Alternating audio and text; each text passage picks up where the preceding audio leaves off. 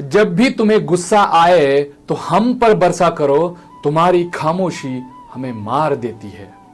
दोस्तों, आज की बात होगी एक बात के ऊपर जो हर आदमी में कूट कूट के भरी है। यही बात हमें भी अंदर से कूटती है। जी हां, मैं बात कर रहा हूं एंगर मैनेजमेंट के बारे में। दोस्तों, आपका मेरे गुरु मोटिवेशन चैनल में फिर से एक बार स्वागत है। It's all about life and business.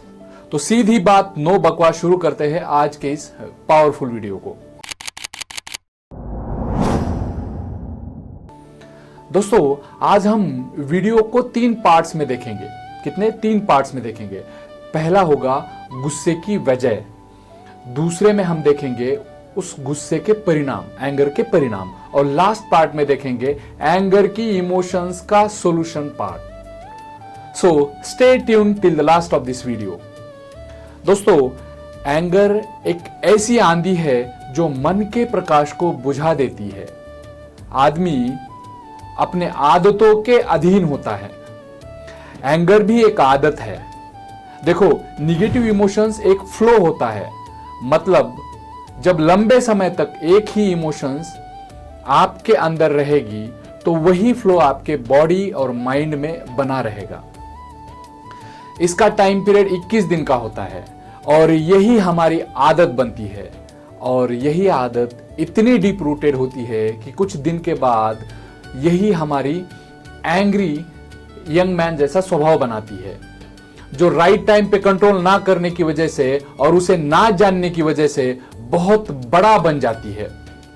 हमारा बचपन अगर गुस्से वाले वातावरण में गया है तो गुस्सा हमारा जेनेटिक नहीं होता, वो हमारा एक एक्वायर्ड कैरेक्टर होता है, उसे हमने पाया हुआ होता है। दोस्तों, इमोशनल फिटनेस फिजिकल फिटनेस से कई ज्यादा इंपॉर्टेंट है। इसीलिए इमोशनल ट्रेनिंग एक फिजिकल ट्रेनिंग की तरह ही बहुत बहुत इंपॉर्टेंट है। जब हमारी एक्सपेक्टेशंस मीट आउट नहीं होती तो बहुत गुस्सा आता है, चाहे वो एक्सपेक्टेशंस हमारे अपनों से हो या चाहे वो एक्सपेक्टेशंस पराये से हो। अपने वालों से जब हम एक्सपेक्ट करते हैं तो हम उसे गुस्से से एक्सप्रेस करते हैं। पराये लोगों से के कारण जब हमें गुस्सा हो जाता है तो सीधा हम झगड़ा करने पे उठते हैं। दोस्तों, हमारी बचपन की यही मान्यता होती है कि गुस्सा अच्छा होता है। जब हमारी बचपन की प्रोग्रामिंग गलत हुई हो तो फिर आउटपुट जो निकलने वाला होता है वो भी तो वैसे ही होता है।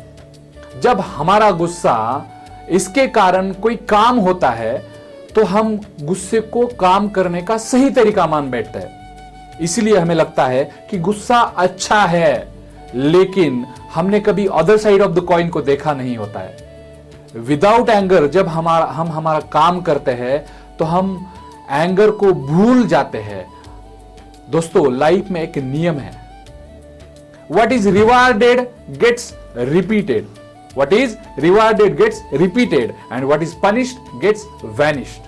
इसका मतलब गुस्से का जब रिवार्ड मिलता है तो गुस्सा बड़ा हो जाता है, और जब गुस्से का पनिशमेंट मिलता है तो गुस्सा अवॉइड होता है। चॉइस हमारी है, इसमें से किसको चुनना है। दोस्तों, गुस्सा कभी कभी ईगो हर्ट होने के कारण भी आता है। जब एक का ईगो हर्ट हो जाता है तो वो या तो रिएक्ट करता है या फिर रेस्पॉन्ड करता है। जब रिएक्शन होती है तो एक का ईगो दूसरे के ईगो के साथ फाइटिंग करता है और बदले में मिलते हैं जख्म। Just like a war between 2 Nations and a fight between 2 tigers. जख्मी दोनों पार्टी होती है और ये जख्म दोनों यानी दिखने वाली भी और ना दिखने वाली भी होती है। ना दिखने वाली जख्म बहुत गहरे और लंबे समय तक चलने वाली होती है। दोस्तों, गुस्सा कभी कभी दूसरों के अलावा खुद का भी आता है। खुद का आने वाला गुस्सा डेंजरस होता है। ये खुद का आने वाला गुस्सा रिग्रेट के कारण आता है, और ये रिग्रेट जब किसी काम का निगेटिव रिजल्ट मिलता है तो वो आ जाता है। जब हम किसी डिसीजनल डिलेमा में फंस जाते हैं, मतलब 2 या 3 डिसीजन में से किसी एक का चयन करना होता है और उनमें से किसी एक को चयन करके फिर वो डिसीजन में हम अनसक्सेसफुल बन जाते हैं, तो फिर हमने चुने हुए डिसीजन का हमें पछतावा होता है, हमें रिग्रेट होता है, तो इसके कारण गुस्सा आता है दोस्तों। देखो दोस्तों, गुस्से की भावना टेम्पररी होती है, लेकिन उसका जो अंजाम होता है, उसका जो रिजल्ट होता है वो परमानेंट होता है। गुस्से में बोले गए शब्द हम वापस नहीं ले सकते। एक बार तीर अगर रिलीज हो गया तो हो गया। इसलिए बोलने से पहले सोचना चाहिए, बोलने के बाद पछतावे का कोई फायदा नहीं होता। गुस्से को हम कॉस्ट बेनिफिट एनालिसिस के टेस्ट पे नापना चाहिए, और जब हम ऐसा नापेंगे तो हमें पता चलेगा कि गुस्सा अच्छा है या नहीं है। दोस्तों, इंस्टेंट एंगर, जिसको कुछ लोग शॉर्ट टेम्पर्डनेस बोलते हैं, कितना खतरनाक होता है। यह हीट ऑफ द मोमेंट के कारण जनरेट होता है दोस्तों। ये उस मोमेंट पे कुछ भी सोचने नहीं देता है। इसके कारण कितने सारे मर्डर्स हुए हैं और कितने लोगों की लाइफ बर्बाद हो चुकी है। रिग्रेट के अलावा इसमें कुछ हासिल नहीं होता है। इसीलिए इसे कंट्रोल में रखना बहुत बहुत जरूरी है। अगर किसी को ये शॉर्ट टेम्पर्डनेस की प्रॉब्लम है तो आज या अभी से ही इसका जो भी हो सके वो इलाज करने के पीछे दौड़े। इसके अगर कुछ एग्जाम्पल्स देखें तो जब हम ड्राइविंग करते समय अगर किसी की गलती से थोड़ा सा एक्सीडेंट हो जाए ना, और अगर किसी ने भी उस समय पे सॉरी नहीं बोला, तो वो झगड़ा इतना बढ़ जाता है कि कई सारे लोगों के इस झगड़े की वजह से मर्डर हो चुके हैं दोस्तों। किसी एक के हाथों मर्डर एक बार होता है, लेकिन बाद में वही आदमी हर दिन जेल में मरता है, हर दिन जेल में उसका मर्डर होता है, और उसके साथ उसके फैमिली वालों को उठाने वाला कष्ट की तो बात ही अलग है। जब हम एंग्री होते हैं तो हम हमारे लॉक की चाबी दूसरों के हाथ में दे देते हैं। हमारा रिमोट कंट्रोल हम दूसरों के हाथों में थमा देते हैं। इस एंगर की वजह से हमारी मति मारी जाती है दोस्तों। उस समय पर हमें कोई लॉजिकल बात ध्यान में नहीं आती है। दोस्तों देखो, एंगर की इमोशंस के साथ हमें कभी भी परमानेंट डिसीजन नहीं लेना चाहिए। क्या? परमानेंट डिसीजन नहीं लेना चाहिए। ऐसा क्यों? क्योंकि एंगर में रियलिटी हम देख नहीं पाते हैं, लॉजिकल रीजनिंग जो है वो डाई आउट होती है। ऐसे डिसीजंस पछतावे के अलावा जिंदगी में कुछ नहीं देते हैं। यहां हमारी विस्डम गायब हो जाती है। साइंटिफिकली अगर देखें तो एंगर ही अपने हाइपर एसिडिटी का कारण है, एंगर ही अपने कोलेस्टेरॉल का बढ़ने का कारण है, एंगर ही अपने ब्लड प्रेशर और डायबिटीज को बढ़ाने का एक मेन और इंपॉर्टेंट कारण है। एंगर से ही ब्लड जो है हमारा एसिडिक नेचर का हो जाता है, और इसी के कारण कैंसर और आर्थराइटिस जैसी जानलेवा बीमारियां होती है। दोस्तों, एंगर एक मानसिक तौर पे किया जाने वाला पाप है। हमें डिसाइड करना है, हमें पाप करना है या पुण्य करना है। दोस्तों, हम जब हमें गुस्सा आता है तो उस गुस्से को कोई दबाता है तो कोई एक्सप्रेस करता है। जो दबाता है वो अंदर की अग्नि से जलता है, और जो एक्सप्रेस करता है वो बाहर की आंधी और तूफान से लड़ता है। दोनों रातों की नींद और दिन का चैन खो देते हैं। इसीलिए हमें क्या करना चाहिए? आइए देखते हैं सॉल्यूशन पार्ट को। हमारी गलत बचपन की जो प्रोग्रामिंग हुई होती है, उस प्रोग्रामिंग को रीप्रोग्रामिंग करना जरूरी है। दोस्तों, गुस्से को वैसे चैनलाइज करना चाहिए जैसे रतन टाटा जी ने किया था। क्या आपको मालूम है उनकी स्टोरी? रतन टाटा जी जब फोर्ड कंपनी के मीटिंग में गए थे तो उन्हें टाटा नैनो की कार की वजह से जलील होना पड़ा था, उन्हें बेइज्जत किया गया था। बाद में जब फोर्ड कंपनी दिवालिया हुई तो रतन टाटा जी ने फोर्ड कंपनी ने जगुआर और रेंज रोवर की यूनिट को बेचने का उन्होंने फैसला किया। और आपको मालूम है सबसे ज्यादा बोली लगाने वाला, खरीदने वाला कौन था? वो थे रतन टाटा जी। इस तरह से हमें भी हमारी लाइफ में गुस्से को चैनलाइज करना बहुत जरूरी है। दोस्तों, जब आपको कोई हर्ट करता है और जब आपको तुरंत गुस्सा आ जाता है तो एक रूल के तहत काम करना है। उसे हम कहेंगे 5, 10, 60 सेकेंड रूल। यहां पे जब गुस्सा आता है तो 5 सेकेंड आपको डेलिबरेटली रुकना है। फिर उस 5 सेकंड को 10 सेकंड तक बढ़ाना है और उस 10 सेकंड को फिर से 60 सेकंड तक बढ़ाना है और उस सिचुएशन से हमें दूर जाना है और फिर दूर जाके साइलेंट रहना है, क्योंकि साइलेंस की स्पीच बहुत इफेक्टिव होती है। आपको इस एक्सरसाइज को क्यों करना है मालूम है? क्योंकि हम जब एंगर में किसी को रिएक्ट करते हैं तो एंगर वाले words are just like arrows without them which may injure anybody anyone. दोस्तों देखो, और एक तरीका है गुस्से के कंट्रोल में इस्तेमाल में लाने का, जिसको हम कहेंगे realistic way of dealing with anger. आपको एक एनालॉजी मैं बताता हूं।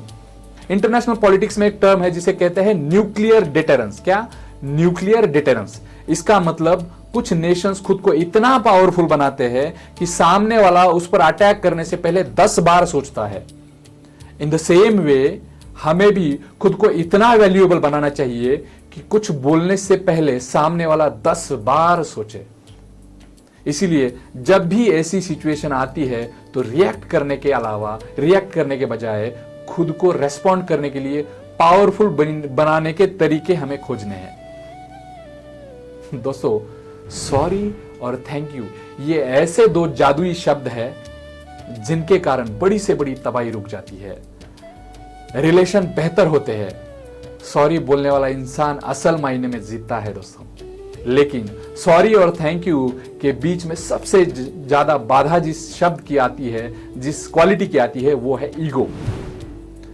गलती होने पर भी सॉरी बोलना आदमी का बड़प्पन दिखाता है और गलती ना होने पर भी सॉरी बोलना ये उस आदमी के मन की विशालता दर्शाता है। दोस्तों, जिस बात का जिक्र करने में जा रहा हूं अभी, उससे शॉर्ट साइटेड लोग एग्री नहीं करेंगे, लेकिन यह बात सच है दोस्तों, एंगर को कम करने के लिए हमें बहुत ज्यादा तीखा नहीं खाना चाहिए। क्या? बहुत ज्यादा तीखा नहीं खाना चाहिए। और एक बहुत महत्वपूर्ण बात है कि नॉनवेज डाइट से परहेज रखना चाहिए।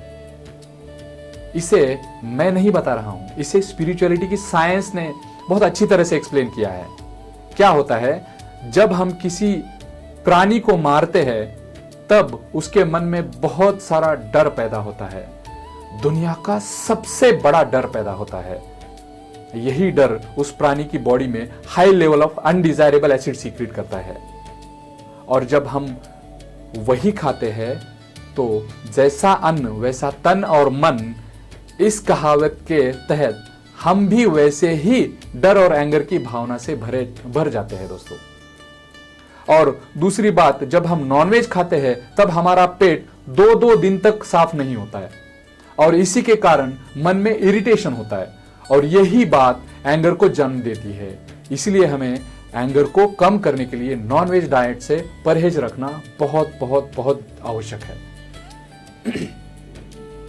अपने एंगर को कंट्रोल में रखने का और एक नेचुरल तरीका मैं आपको बताता हूं, थोड़ा ध्यान से सुनिएगा। क्या होता है, जब हम एंग्री महसूस करते हैं तब हमें नेचुरली बड़ी सांस आती है, इस तरह से। लेकिन जब गुस्सा बहुत ज्यादा हो तो हमें डेलिबरेटली 5 से 10 लंबी और गहरी सांसें लेनी है। एंगर यानी गुस्सा थोड़ी देर में वो ठंडा हो जाता है इन 5 से 10 लंबी और गहरी सांसों की वजह से। दोस्तों, एंगर मैनेजमेंट का मतलब ये कभी नहीं है कि बार बार आपको ही सुनना पड़े। जब कोई आपको बार बार एंग्री बनाता है तब आपको टाइगर की तरह बिहेव करना है।